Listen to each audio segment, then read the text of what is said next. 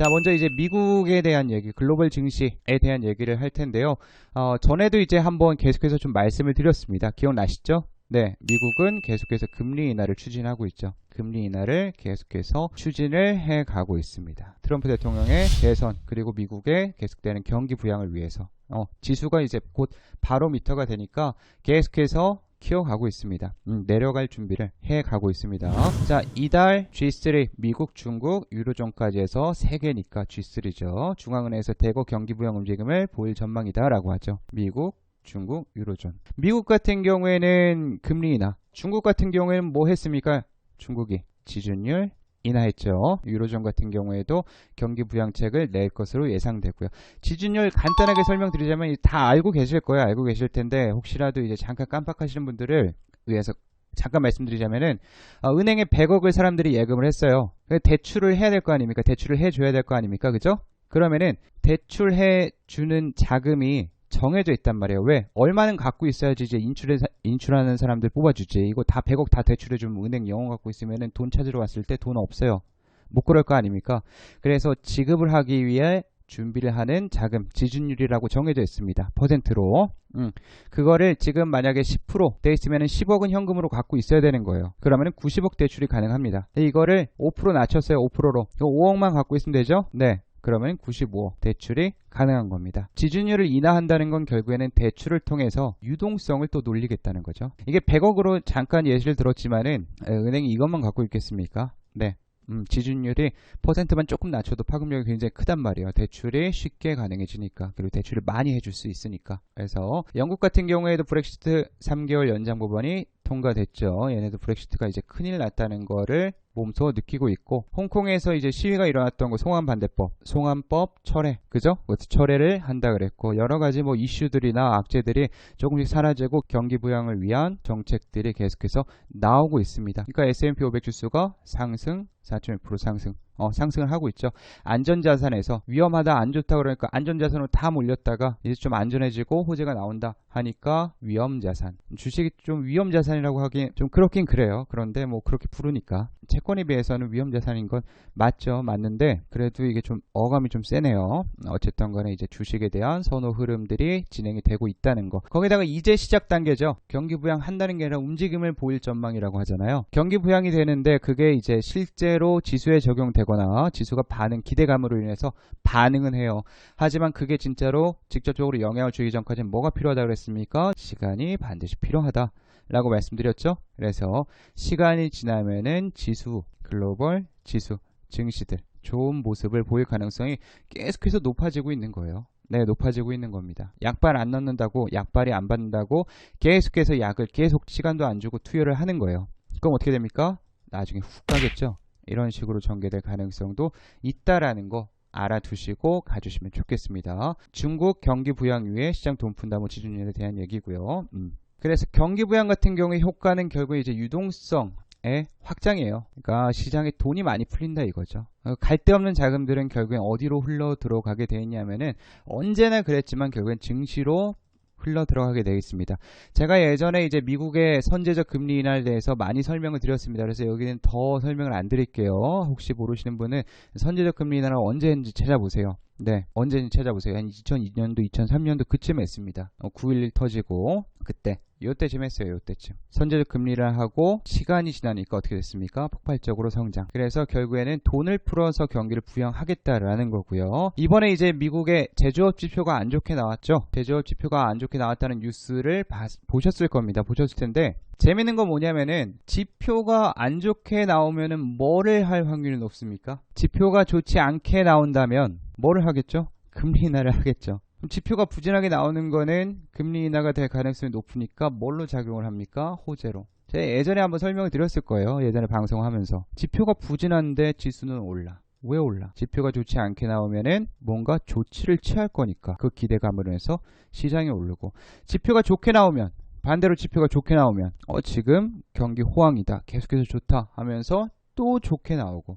그때는 금리 인하 안 갖다 붙이고 그냥 시장이 좋다, 앞으로 경기가 좋아질 거다 라고 하면서 또 상승을 시키고 해서 이래도 좋고 저래도 좋은 상황입니다. 이래도 좋고 저래도 좋아요. 지표가 안 좋게 나온다. 그럼 금리 인하 하지 뭐. 금리 인하 하네? 그럼 상승. 지표가 좋게 나온다. 경기 호황이다. 경기 호황이요? 그럼 상승. 내리고 싶으면은 지표 부진하다 해서 내려버리고, 지표가 좋게 나오면은 이제부터 그 탈출 전략, 출구 전략을 시작할 것이다. 그래서 내려버리고, 반대로 올리고 싶으면 지표 부진하게 나오면 올려버리고, 지표가 좋게 나와도 올려버립니다. 아시겠죠? 결국엔 뭡니까? 명분이죠. 미중 무역 분쟁 역시도 마찬가지입니다. 결국엔 누가 이길 거라고 우리는 결론을 이미 알고 있죠. 다 알고 있습니다. 알고 있는데 생각을 해봅시다. 미국과 중국이 싸워요. 그래서 미중 무역 분쟁이 격렬해집니다. 그러면은 실물 경기에 뭐가 옵니까? 타격이 오죠. 타격이 오면 뭘 해야 됩니까? 부양을 해야 되죠. 부양을 하려면 뭐 해야 됩니까? 경기 확장 정책, 금리 인하. 이래 버리는 거예요. 만약에 미중 무역 분쟁이 조금씩 완화되죠. 좋아집니다. 그러면은 불확실성 해소 올려버리고 이렇게 돼버리는 겁니다. 내리고 싶으면 내릴 수 있고 올리고 싶으면 올릴 수 있는 겁니다. 갖다 붙이기 나름이에요. 귀에 걸면 귀걸이, 코에 걸면 코걸이. 누구의 그림대로? 트럼프 대통령의 그림대로 가는 겁니다.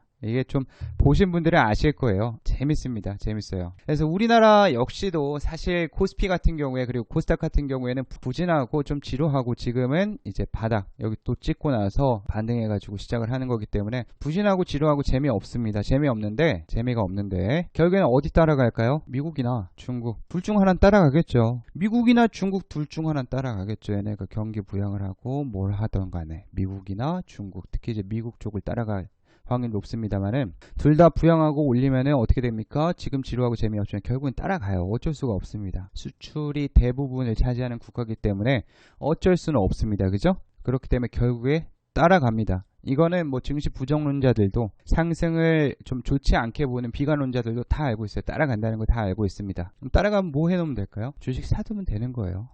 주식을 만약에 갖고 있으면 가져가면 되는 겁니다. 그게 좋은 기업이라면 좋은 주식이라 따라갈 수밖에 없는 겁니다. 그리고 여기까지 하고 우리나라 지수를 좀 보자면은 사실 여기서 이제 조그맣게 돌파가 나왔어요. 네, 돌파가 이제 월봉상 잠깐 나왔는데 완벽하게 마감을 하지 못했죠. 이 위에서 양봉으로 마감을 했어야 되는데 양봉으로 마감을 하지 못했죠. 그러니까 어떻게 됩니까? 이 선 따라서 주르륵 흐르는 모양새입니다. 그래서 갔다 왔다가 돌파 살짝 했다가 여기서 완전히 돌파해서 마무리하지 못하고 여기 돌파해서 마무리를 했으면 아마도 미국 증시를 따라가는 흐름을 보였을 가능성이 굉장히 높습니다. 하지만 그걸 못하니까 어떻게 돼요? 내려가죠. 내려가고 여기서 뭐가 많았습니까? 신용 물량이 많았고 융자 물량, 주식담보대출이 굉장히 많다 보니까 죽여버리죠.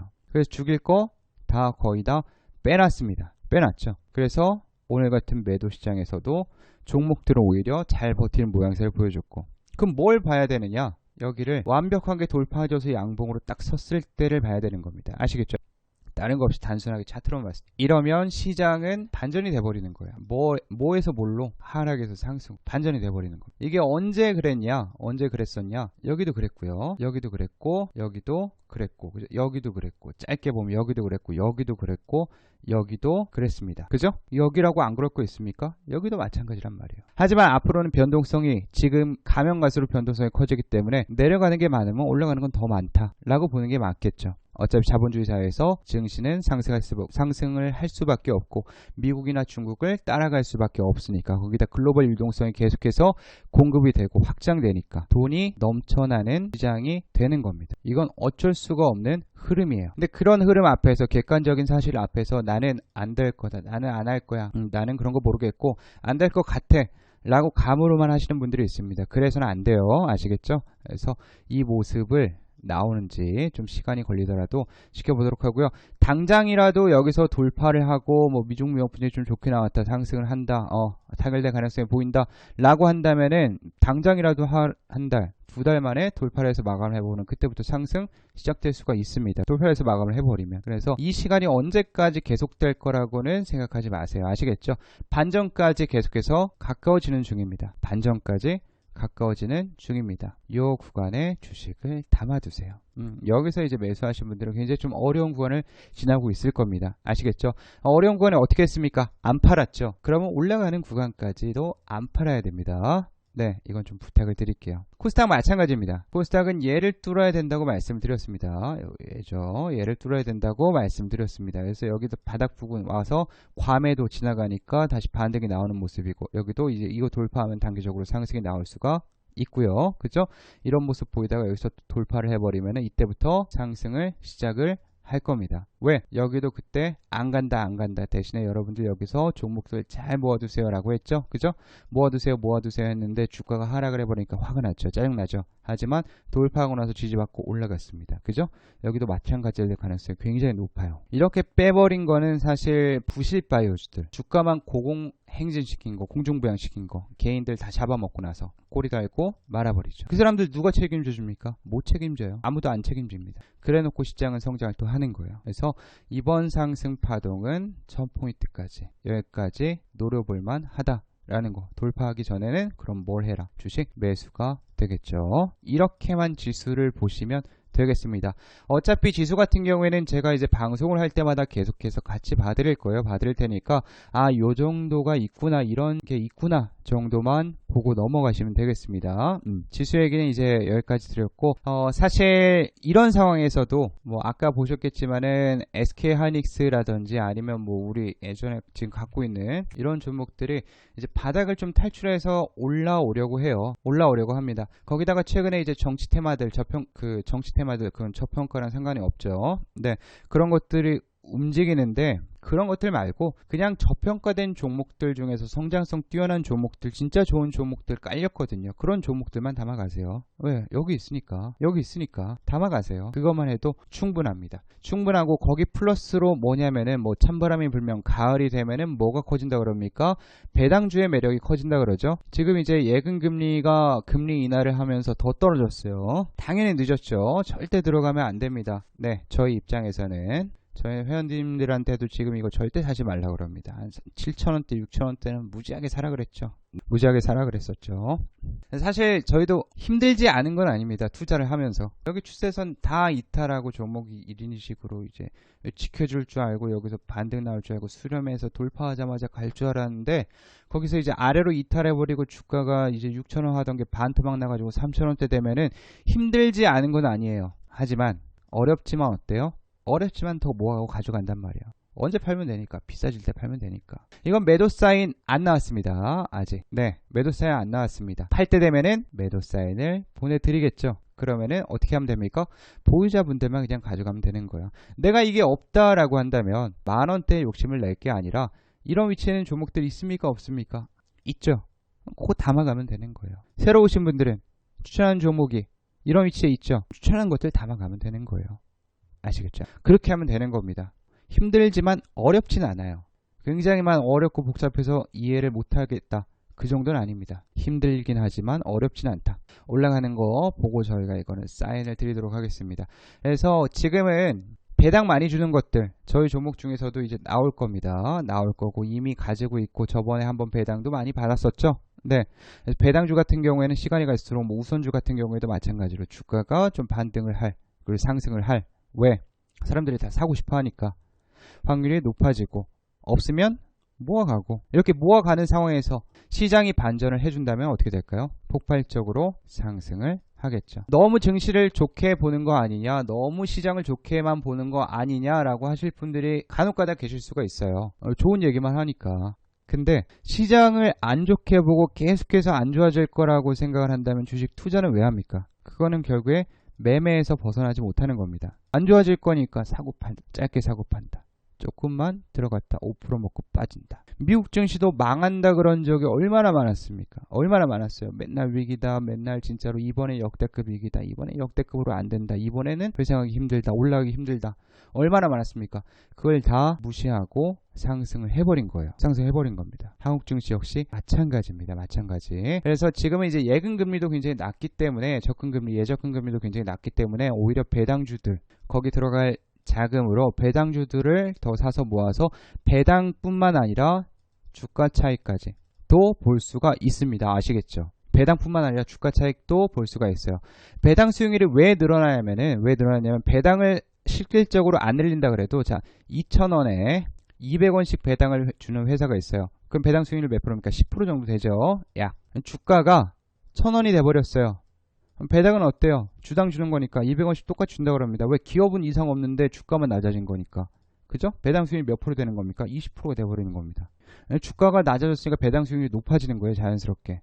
쭉 더 조그만 돈을 넣어도 더 많이 수익을 낼 수가 있게끔 배당 수익률이 바뀌는 중입니다. 왜? 주가 하락으로. 주가가 하락했고 배당을 잘 준다. 기업이 너무 잘 돼가지고 정장성도 있고 배당이 뭐 앞으로 상승할 확률도 높아서 매출도 잘 나오고 이익도 너무 남아가지고 배당을 잘 준다 라고 한다면 그 기업의 주가는 앞으로 상승할 수 있는 확률이 굉장히 클까요? 작을까요? 크죠? 그럼 배당 수익률이 높아지고 거기다 주가 차익까지도 나중에 가져갈 수가 있다라는 겁니다. 이런 부분들을 잘 생각을 해봐야 돼요. 배당준의 끝이 아니라. 아시겠죠? 아시겠으면 3번 한번 부탁드리겠습니다. 그죠? 보통 우리나라 결산법인들은, 우리나라 상장 법인들은, 상장 회사들은 결산이 12월 달 되죠. 그래서 12월 달에 이제 그때 되면 다시 한번 설명드릴 건데, 권리락이 되기 전에 주식을 갖고 있으면 자동으로 주주명부에 등록이 되죠. 등록이 돼서 예전에는 강원랜드 한 주만 갖고 있어도 거기 이제 주주 혜택을 누릴 수 있다 그래서 연말 되기 전에 한 주씩 매수하신 분들이 있었어요. 그렇게 보시면 되겠고요. 그래서 마찬가지로 우선주 일평균 거래대금이 증가를 하고 있고요.